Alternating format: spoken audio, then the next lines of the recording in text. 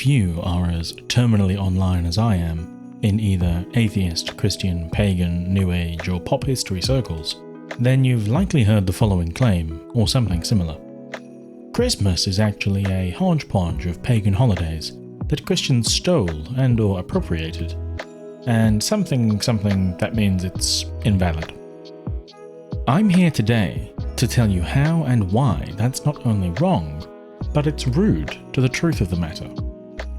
Celebrating the incarnation of Jesus at Christmas is a long-standing Christian tradition, spanning over a millennium. There has clearly been growth, additional lore, and lovely traditions added by the time it has reached us here in the 21st century. But in spite of this, the accusation of the holiday having substantial pagan roots falls apart under the barest of historical inspection.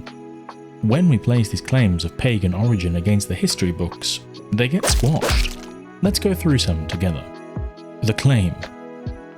The date of Christmas, December 25th, is borrowed from pagan Roman festivals, such as Sol Invictus, Saturnalia, or the winter solstice.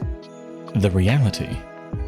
Sol Invictus was not placed onto the date December 25th until the year 354 AD, when the Philocalian calendar records this, but doesn't specify any festival with regards to sun worship. Before this, the Julio-Claudian Fasti inscriptions say sun festivals were on August 8th, 9th, 28th, December 11th, and possibly October 19th. The Philocalian calendar says Emperor Aurelian honoured the sun with chariot races every 4 years in mid-October. Unlike Sol Invictus, which at least eventually did get placed onto December 25th, though long after Christian traditions had held the date to represent Christmas. The festival of Saturnalia was actually never on December 25th. Macrobius says Saturnalia began 14 days before January, which comes out to December 17th, using Roman calendar dates. He says it lasted for 3 days, but according to the Fasti inscriptions, it could last up to the 24th, during the days of the Republic at least. Finally, the winter solstice had no festive significance to ancient Romans. There were no celebrations planned for the date, and furthermore they disagreed when it was exactly.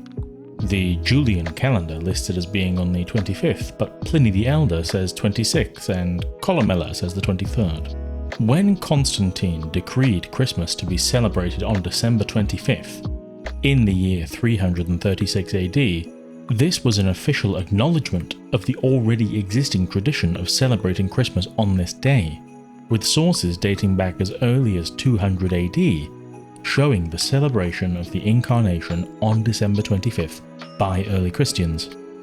The likely reason that December 25th was chosen as the date that it will be celebrated on is due to a piece of Jewish/early Christian folklore that prophets would die on the same day they were conceived. If we accept that folklore for a moment, we can work out that Jesus would have been conceived or enunciated on the 25th of March, leading to his birth on the 25th of December. Whether or not we actually accept the Jewish tradition, referred to as the integral years of a holy man, it is fairly clear that the date had much less to do with anything pagan than is often claimed. Next up, Christmas trees. The claim.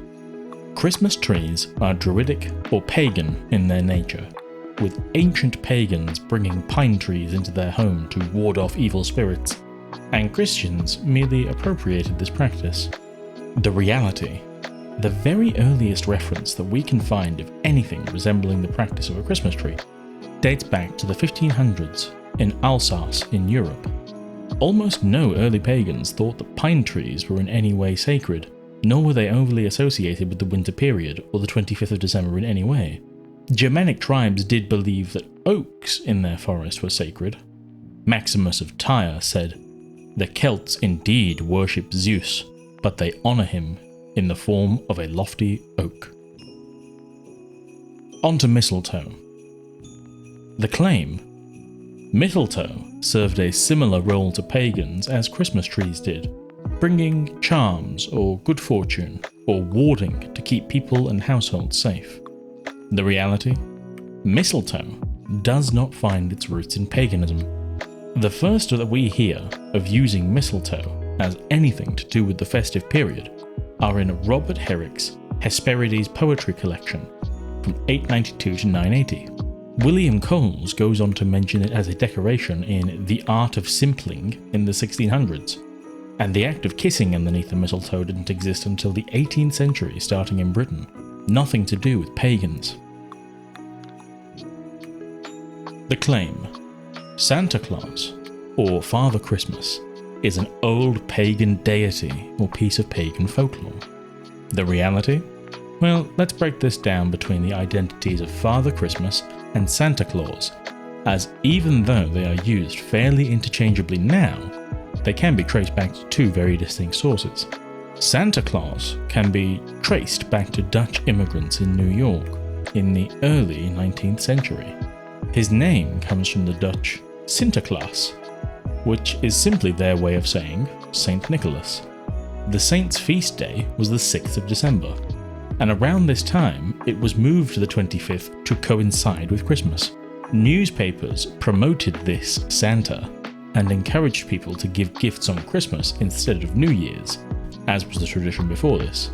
Sinterklaas was rebranded from an early Catholic priest to look like a traditional Dutchman from that time period, which included the big red suit. Santa was then exported around the world, with different countries adding unique takes and interpretations on the character. Christmas stockings were also promoted around this time period, and traced back to Clement Seymour's A Visit from St. Nicholas.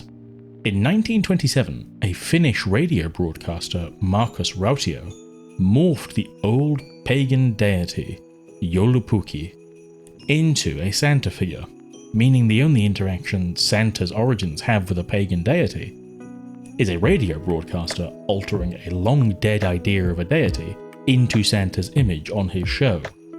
Father Christmas, however, does predate Santa Claus, but he still has nothing to do with the pagan deity. He was a fictional representation of the Gestalt spirit of the medieval Christmas in Europe. Richard Smart of Plymtree is the first to write about him, referring to him as Sir Christmas.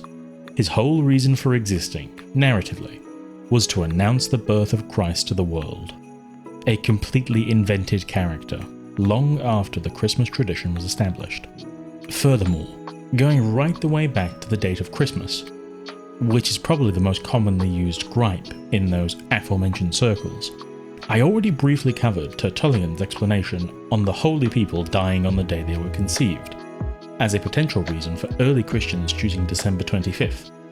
But there are still some other compelling explanations apart from that, none of which involve pagan festivals. For example, Hippolytus of Rome wrote a commentary on the Book of Daniel in the early 3rd century. He states that Jesus was born 8 days before the calends of January, which translates out to either December 24th or 25th.